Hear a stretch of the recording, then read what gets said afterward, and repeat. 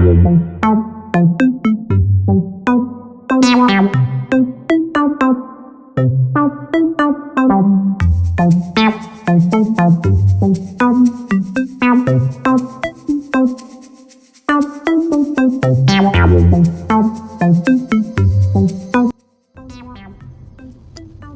And welcome back. Now I am driving my S-cross और मेरा जो एस-क्रॉस है ये सेकंड जनरेशन वाला मॉडल है। पहले जो एस-क्रॉस आता था जिसका फ्रंट थोड़ा अगली लुकिंग था, उसके बाद जो फेस लिफ्टेड वर्जन आया विथ न्यू ग्रिल, ये मेरा वही वर्जन है। आप लोगों ने मेरा अर्लियर वीडियो में मेरे चैनल पे मेरे गाड़ी को भी देखा होगा। लेकिन ये मेरा ये एस-क्रॉस भी डीजल वेरिएंट मॉडल है। अभी डीजल को टोटली डिसकंटिन्यू कर दिया गया है और अभी पेट्रोल ओनली मॉडल में ये अवेलेबल हो रहा है। लेकिन मैं जब ये गाड़ी परचेज किया था 2017 जनवरी में, उस टाइम ये एस-क्रॉस और विटारा ब्रेजा ये दोनों मॉडल डीजल ओनली मॉडल थे। इनका पेट्रोल मॉडल अवेलेबल ही नहीं था। और अभी तो ये दोनों गाड़ियों का and also the other models of Maruti, they have become petrol only models. अभी डीजल का कोई भी इंजन मारुति प्रोड्यूस नहीं कर रहा है और that is quite understandable because of the emission norms, because the petrol engines are more cleaner than the diesel ones। लेकिन ये जब एस-क्रॉस और ब्रेजा सिर्फ डीजल यूनिट में जब मारुति अवेलेबल करवा रहा था, that was quite weird। तो डीजल और पेट्रोल इंजन के बारे में डिस्कशन हम बाद में करेंगे। आज मैं आप लोगों के साथ एक इंफॉर्मेशन शेयर करना चाहता था, that is the difference between the manual gear cars and the automatic transmission cars.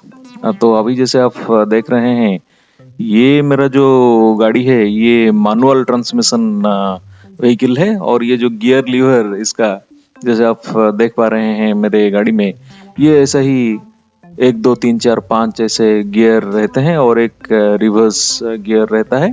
किसी किसी गाड़ी में 6 गियर्स भी अवेलेबल रहता है। मेरे गाड़ी में एस-क्रॉस में 5 गियर्स हैं और जो ऑटोमेटिक ट्रांसमिशन जो गियर बॉक्स होता है वो कुछ इस तरह का दिखता है। इसमें एक रहता है पार्किंग स्लॉट, देन एक ड्राइव और एक न्यूट्रल और एक रिवर्स। और तो ऑटोमेटिक ट्रांसमिशन गाड़ी में जब हम गियर लीवर को पार्किंग स्लॉट में, जैसे पिक्चर में आप देख रहे हैं, वहां पे एंगेज करते हैं तो ये एक हैंड ब्रेक की तरह काम करता है और गाड़ी रोल नहीं होता। जब हम इसको ड्राइव पे एंगेज करते हैं तो गाड़ी आप चला सकते हैं। और न्यूट्रल जब है तो गाड़ी जब आप स्टार्ट करते हैं तो गियर लीवर को न्यूट्रल पे एंगेज करके रखना पड़ता है। और ऐसे ही जो रिवर्स है वहाँ पे जो आर जैसे लिखा हुआ है, रिवर्स पे अगर आप एंगेज करेंगे तो गाड़ी रिवर्स मूव करेगा। So basically these are the slots available in the automatic transmission vehicles. और इस गाड़ी में क्लच नहीं रहता है। तो basically the vehicles with automatic transmission are more convenient to drive than the manual transmission vehicles. और इसमें क्लच को दबाने का, एडजस्ट करने का झंझट नहीं रहता है, बार बार गियर चेंज करने का झंझट नहीं रहता है और ये काफ़ी आराम से आप चला सकते हैं। और इसका एडवांटेज है कि ये है कि जिन लोगों के पैर में कोई प्रॉब्लम है, एक पैर में, वो लोग ये ऑटोमेटिक ट्रांसमिशन व्हीकल प्रिफर करते हैं क्योंकि एक पैर से ही काम चल जाता है। और कुछ लेडीज लोग भी इसको पसंद करते हैं for easier drivability of this vehicles. तो अगर हम बात करें दी benefit of automatic transmission vehicles, the major benefit is its easier drivability, इसका जो आरामदायक अनुभव मिलता है ड्राइवर को, तो that is the main benefit of automatic transmission vehicles. और चलिए, तो अभी कुछ हम डिस्कशन करते हैं about the negatives of automatic transmission vehicles and in which cases the manual transmission vehicle is actually better than the automatic transmission vehicles. So the advantage of manual transmission vehicles over the automatic transmission vehicle is, जब आप किसी गाड़ी को overtake कर रहे होते हैं तो मैनुअल ट्रांसमिशन गियर से आपको ज़्यादा कंट्रोल मिलता है गाड़ी के स्पीड और इसके पावर के ऊपर।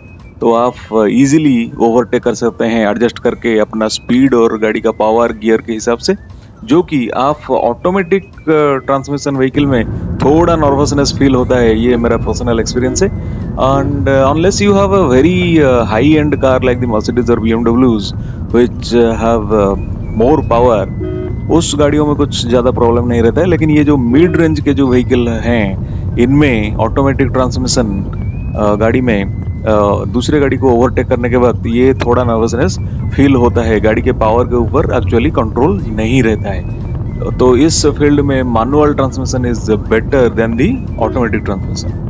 The second advantage of manual transmission vehicles over the automatic transmission vehicle is, जब आप कोई बड़ा हिल असेंड करते हैं या फिर डिसेंड करते हैं, तो ये ऑटोमेटिक ट्रांसमिशन व्हीकल में थोड़ा खुद अपने आप गियर वो चेंज करता रहता है, थोड़ा उसमें कंट्रोल नहीं रहता है। जबकि हिल असेंड और डिसेंड को जब आप नीचे जा रहे होते हैं तब भी गाड़ी का ब्रेक ज़्यादा अप्लाई ना करके गियर पे ही डिपेंड करके डिसेंड करना ज़्यादा अच्छा है, जिसमें ब्रेक पैड गर्म होकर ख़राब ब्रेक फेल होने का चांस कम रहे। तो वो आप फर्स्ट या सेकंड गियर में अगर डिसेंड करते हैं मैनुअल ट्रांसमिशन में तो ज़्यादा कंट्रोल रहता है, लेकिन ऑटोमेटिक ट्रांसमिशन व्हीकल पे वो कंट्रोल नहीं रहता है।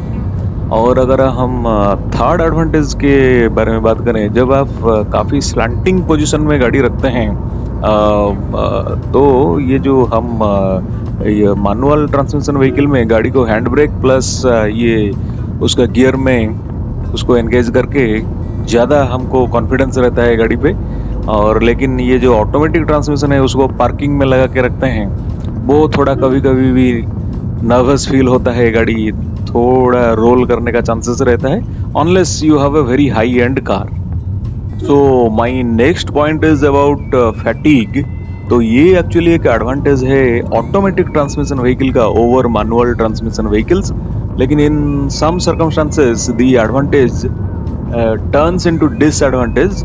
फॉर एग्जांपल, अगर आप एक हाईवे के स्ट्रेच पे के बड़ा सा स्ट्रेच पे जा रहे हैं जहाँ पे कोई ज़्यादा ट्रैफिक नहीं है और आप आराम से क्रूज कर रहे होते हैं, तो इस टाइप के सर्कमस्टांस में अगर आप ऑटोमेटिक ट्रांसमिशन व्हीकल ड्राइव कर रहे हैं तो थोड़ा आराम से, कभी कभी क्या नींद आने का चांसेस रहता है। ये मेरा पर्सनल एक्सपीरियंस है और शायद it may vary from person to person. लेकिन अगर हम ये मैनुअल गियर गाड़ी जब चला रहते हैं तो थोड़ा एंगेजमेंट रहता है गाड़ी के साथ, तो ये थोड़ा एडवांटेज है कि जो ड्राइव कर रहा होता है उसका एंगेजमेंट रहता है और नींद वगैरह आने का थोड़ा कम चांस रहता है। So you may consider it as a weird point, but it has happened with me.